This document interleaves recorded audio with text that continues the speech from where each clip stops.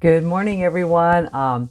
So I'm getting on here to do the question and answer that we've been talking about really quick.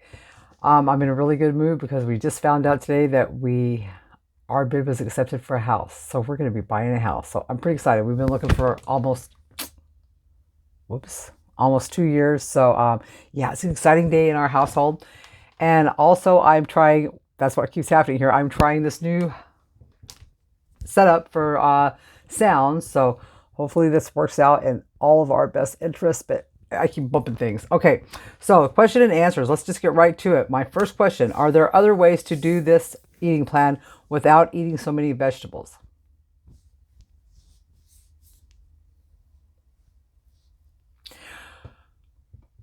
Okay, so in typical keto, the way people do keto and low carb in if you're eating the SAD American diet, the standard American diet, you're eating lots of meats and bacon and greases and oils and cheeses and dairy and all of that stuff. And you're getting all your fats and calories and you're getting all that stuff from that stuff, right? Okay, so when you decide to go low carb vegan, okay, so regular vegan, high carb, low fat is like what we consider regular vegan because that's what when you go vegan, that's what you're taught almost immediately. You're eating a crap ton of rice and potatoes. Oh, so many potatoes, every kind of potatoes. And you're eating all the squashes and you're eating all the tubers and all the root vegetables. And you're just eating all that stuff, right? And then there may come a time in your life, if you're watching this channel, I'm going to assume there came a time in your life where you went, my body is not processing these carbs the way they should. I'm just getting bigger and bigger, and I can't eat these carbs anymore. So what am I going to do now? So and it's kind of weird when you first start trying to do low carb and you're vegan because our protein sources, besides tofu, nutritional yeast, and all of the greens that we're going to eat, and all of that stuff, people seem to steer more towards the processed meats, and I did too in the beginning. I think we all do that. So I was eating a lot of Beyond Meat. I was eating a lot of Impossible Meat. I was eating a lot of um, prepared meat things, prepared meat substitutes. Okay, so that wasn't really doing me a favor either because it had so much oil in all of those foods. So I really went on a hunt and went out of my way to try to figure out how to make seitan for us. And a lot of people don't do seitan because it's gluten. It is gluten actually. And a lot of people don't do that because they're gluten intolerant for whatever reason they choose not to do gluten. If you don't have gluten intolerance problems when you go low carb vegan, you can have the vital wheat gluten. Okay, I've had it through my whole weight loss and it has not stopped me one time. Okay, so I don't know how you can do any kind of eating plan without eating lots of vegetables. Okay, that's my first thing I'm going to say about this. The second thing I'm going to say about this is you kind of have to eat a certain amount of green vegetables in particular to be able to get to a point where this is easy for you. It feels natural. It becomes a lifestyle. So my answer to this is no, you cannot do this without eating a lot of vegetables.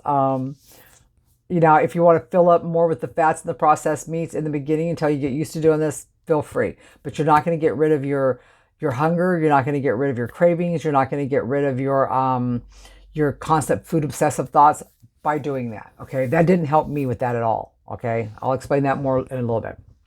Okay, so this amount of greens and veggies causes me extreme discomfort. Will it work with less than what is suggested?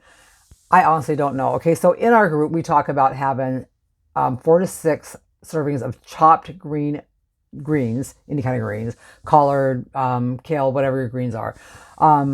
And we talk about chopping them down to where you start with like 4 to 6 cups, but you end up with like a cup, right? And then you use a half of a lemon juice, fresh lemon juice, and you eat a half of a small to a medium avocado with that.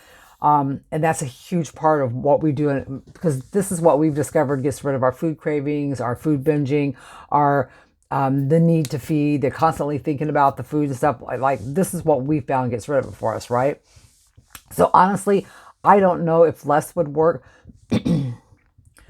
Well, I kind of do know. Okay, so I'm in maintenance now and I don't eat quite as much as I did because I'm smaller now. So I eat smaller than I did when I was bigger, right? I guess I might be right on the border of the 4 cups of chopped greens now. And I used to eat 6 to 8 cups. So yes, you can do it probably on the lower end, but I would start at the higher end until I got a really good foundation of that, not having cravings and feeling good where I am and being able to hold myself accountable for the foods I eat. I would literally start at the high end and move myself down. Okay. And we do have a mini guide in the group. I put that in here as a thing to remind you guys. There is a mini guide in the group pinned to the top. It will be either located under featured post or pinned post. I don't know. Everybody's computers and phones are different, so I'm never sure what to tell people that it's under. But there is a little mini guide for how to get your greens in every day, how to fit them in and everything. So you should check that out. How did you pick your specific eating window, and how do I pick my own? Okay. So, wow. This was a job for us. My hunger time. First of all, identify when your most out of control hunger is. Mine was from 4 o'clock in the afternoon to about 9:30 at night. I had a 5.5 hour time where the old me would just keep going in the fridge, going into the kitchen, getting a bite of this, a bite of that, some leftovers here, some leftovers there, or maybe make myself a dessert or whatever. It was just this incredible urge to eat at those hours. It was like that was my biological makeup, right? But this made it so hard for me, you guys. It was so hard for me to ever get anywhere with weight loss, with being able to sleep comfortably, with any of that stuff, right? So I really worked at it. The first thing I ever did was cut myself off after 7. You couldn't have anything after 7 no matter what. Then we cut ourselves off that we couldn't have anything after 6. And that definitely made things easier, but not as easy as I wanted them to be. And when I had decided I was going to go for a 4-hour window, I was going to give myself 2 meals, one at the beginning of the window, one at the end of the window. When could those windows happen, right? And I don't know how I arbitrarily picked noon to 4, but it's funny because I've seen this on videos now that noon to 4 seems to be the golden hour. A lot of people are talking about this noon to 4, so I somehow fell into it magically, I guess. And it works for me so good. It's the perfect thing. After 4 o'clock in the afternoon, I'm back to drinking my ice water or maybe a black coffee now and then or something. And I'm happy until the next day when it's time to open my window at noon, and it just works for me. Works for me perfectly. I think everybody's going to be different, and I think everybody should play with their windows and find their own. This is funny. What happens if you get the munchies or cravings outside your eating window? Well, lucky for me, before I discovered the little power of the greens with the lemon and the avocado, that happened to me all the time. It was constantly happening. But since I've discovered the power of greens, it doesn't happen anymore. But if it did, I would probably just eat more green vegetables. That's how I would take care of it.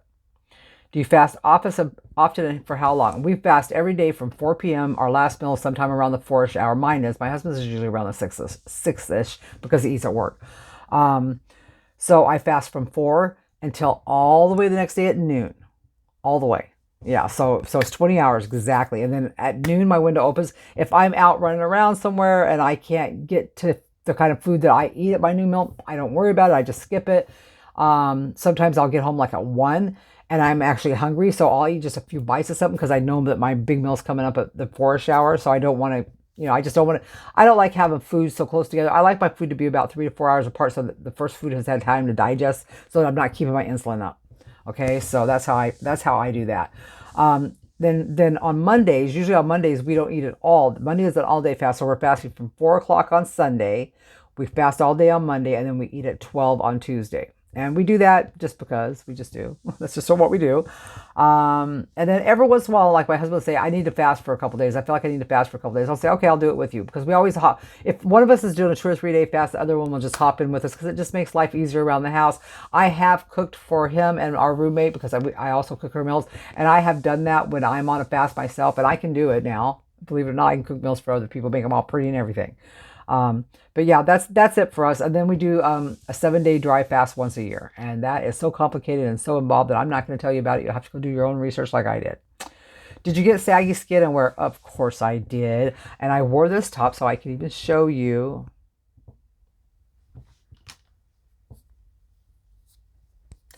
And I was in reasonably good shape. When I had my stroke, I was working out a lot and stuff, and I was in reasonably good shape back then. I had, you can't even see my muscle definition now. After my stroke, I lost a lot of muscle definition, and I've lost weight so fast that yeah, I got loose skin. Do I have loose skin on my tummy? I'm gonna show it to you. It's not too bad, but I have some. I believe that the autophagy from fasting that extra 4 hours, a lot of people do 16-8, but I believe that extra 4 hours, the autophagy kicks in and it helps with skin tightening.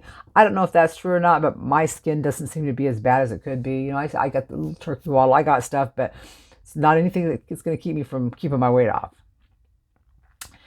Does your husband do this with you? Yes, and he's had the best success like all men do. I don't know what it is with you guys. Guys, just, you guys.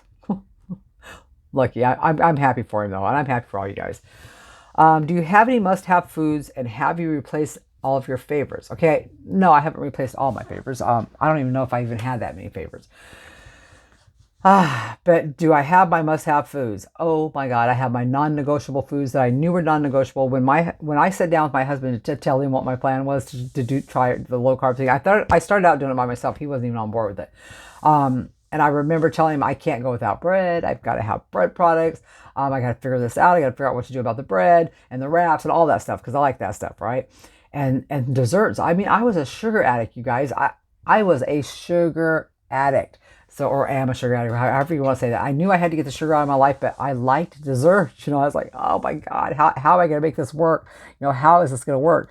So, yeah, those are things I had to figure out. I did, you know, and I'm okay. So I started out drinking coffee. Coffee was a non-negotiable. I had to have a cup of coffee every day, and it had to have stevia and a splash of mocha mix. Well, now I would like you to see how I drink my coffee, and I've been at it for quite a while now. I'm feeling pretty good about it, and I actually like it. Black, black, black. And I love it. It's fine. Okay. And then ice water. These are the two things I drink the most of. Like right now, my window just opened to eat. It's 12:01 here. But I'm not worried about it because I'm not even hungry, and I got my coffee and I've got my water, and I'm fine for right now. So the bread thingies I have figured out. Now everybody, a lot of people join our group and they think we're a recipe group. I'm not a recipe group. I create a lot of recipes. I'm a vegan chef and I like to cook, but I don't measure things very good and that kind of stuff. But I have found for my bread recipes, I go to YouTube and I research keto, low carb bread, keto breads or low carb breads or whatever. And then when I find one, like if one calls for eggs, I just swap it out with just eggs, vegan egg, right? If it calls for butter, I'll swap it out for vegan butter. So that's how I've learned. And I now have a favorite. It only has like 5 or 6 ingredients. It's really easy to make. Everybody in the house likes it. And we don't eat it every day. We eat it like 3 days a week maybe. So one loaf lasts us for a week, all 3 of us. So that was one of the things I make. I've learned to make wraps and Indian fry bread and biscuits and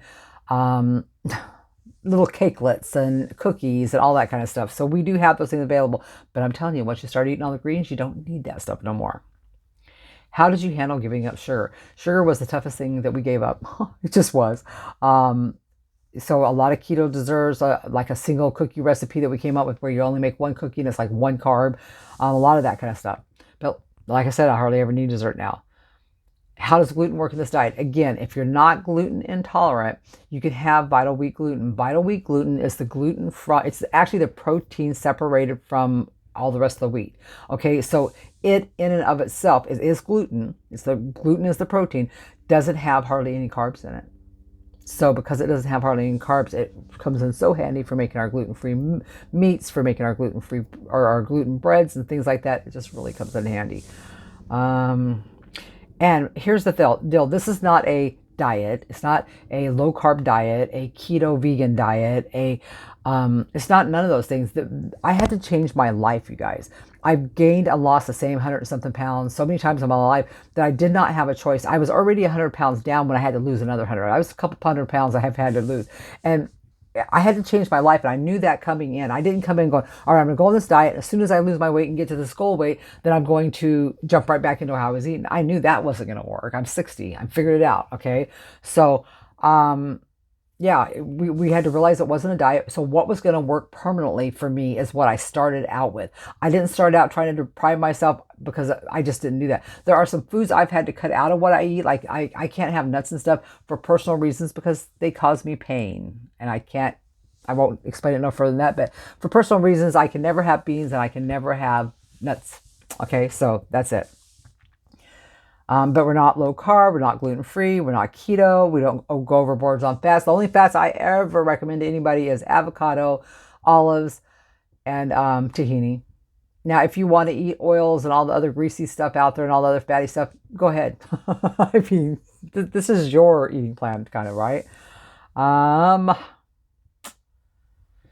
have you tried any of your old favorite carbs and sugar? I haven't tried sugar at all. I don't intend to ever, because one night, a couple months ago, I don't remember exactly when, I was at one of my older daughter's houses, and she had some dairy-free ice cream that looked amazing, and I was wanting some, and I took maybe 3 bites of it. Next thing I knew, I was on the couch, curled up, I was shaking, my teeth were chattering. I felt like I had been poisoned, and literally I had been poisoned, because sugar is a poison, right? It is a poison.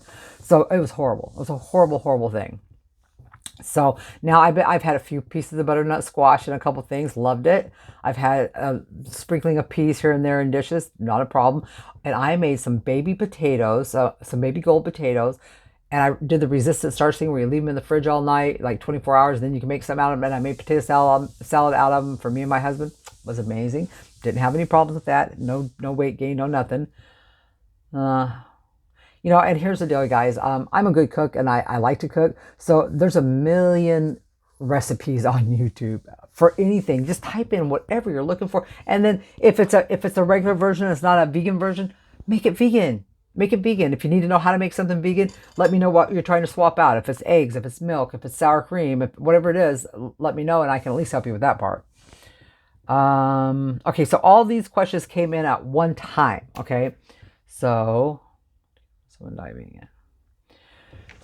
Okay, so somebody wanted to know, do they have to have 6 cups of greens for each meal? No, it's 6 cups of greens a day. Okay. It says, do you even count carbs? I have counted carbs before, but I do not count carbs now. I don't count carbs. I don't count calories. I don't count anything, really.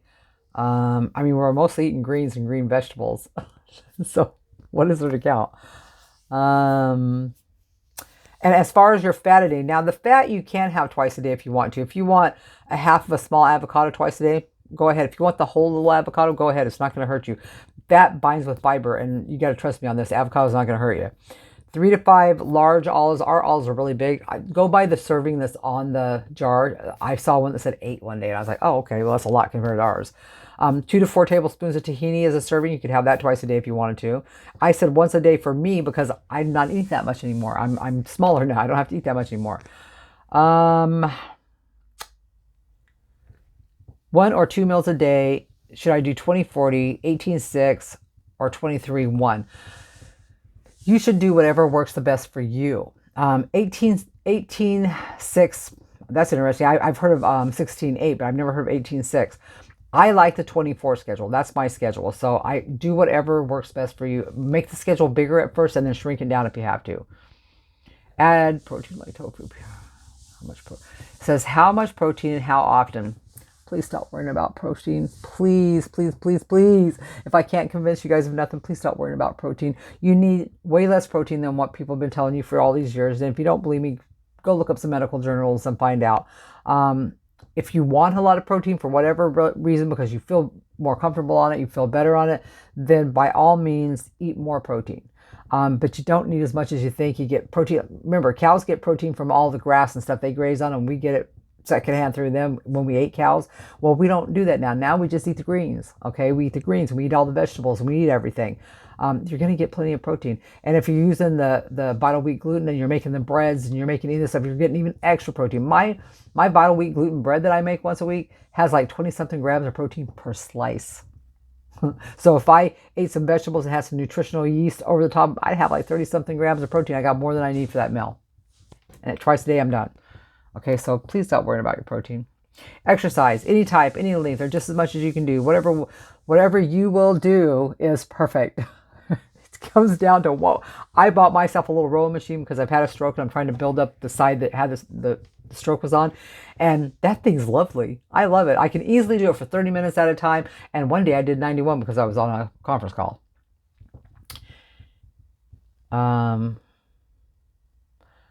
Okay, this is what I know about extended fasts. I'm not a doctor. I'm not anybody that can tell you how long you can do an extended fast for.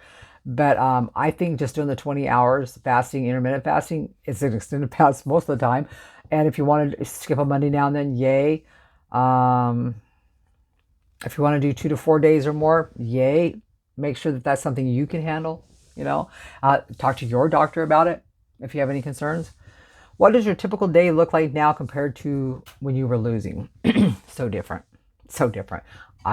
So different, but yet the same. I get up in the morning, I brush my teeth and do all that stuff, and I take my blood work. So I always check my ketones and my blood sugars every morning. I do that. Get my fresh ice water, make me some black coffee, and I'm pretty much set until noon. I'm just doing whatever I'm doing around the house. I'm getting ready to work on some new recipes. I'm getting things out for that, getting things together for it, or I'm cleaning up something, or I'm chasing my cats around the house, or whatever. I'm just doing house stuff. Then when my lunch hour opens, if I feel hungry, I will make me basically a small plate of greens nowadays. I just chop up all my greens. I'll eat as many of them as I want for lunch, and the rest I just add to my dinner. Put some lemon juice on them, put my half avocado, and usually a few bites and I'm full, if I even want lunch. Like today, I'm not even hungry, so I probably won't have lunch or have meal. I won't have meal one, which means I won't be eating until 3 to 4 o'clock, usually, sometime around then, and then I'll be done.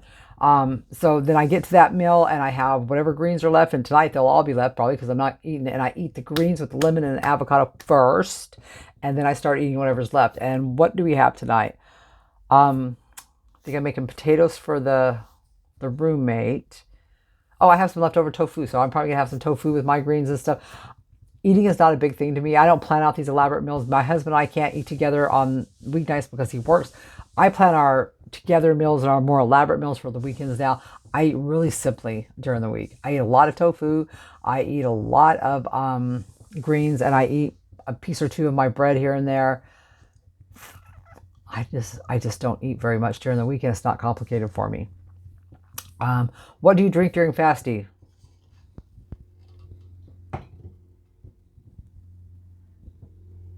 That's what I drink. I drink black water and coffee, or just water. Now, if I want a special drink, I have some electrolytes that I like, and if I want to have an electrolyte drink, or I want a iced tea drink with some stevia in it, or anything like that, or one of my Dr. Zevias. I love the Dr. Zevias fake sodas. I love those. If I want something like that, I have it in my eating window. So 12 to 4, I'll have it in there sometime if I want it. But mostly I just have the water and the coffee. Okay, I hope I've answered you guys' questions. I hope I got them all in here. I think I did. I'm like scrolling through here. I don't think I have any more. So that was it. So you guys know I'm getting ready to go on hiatus. I gave you guys a new video for the an updated version of the pea base, the ricotta pea milk. So I got that done. I got this done. I can't think of really anything else that has to be done. And I'm so excited over this house that we just bought. And we have so much work to do now to get ready to move that I'm going to be taking the next couple weeks off, and I'll let you guys know how it goes. So peace, take care, and I will talk to you all soon. Bye.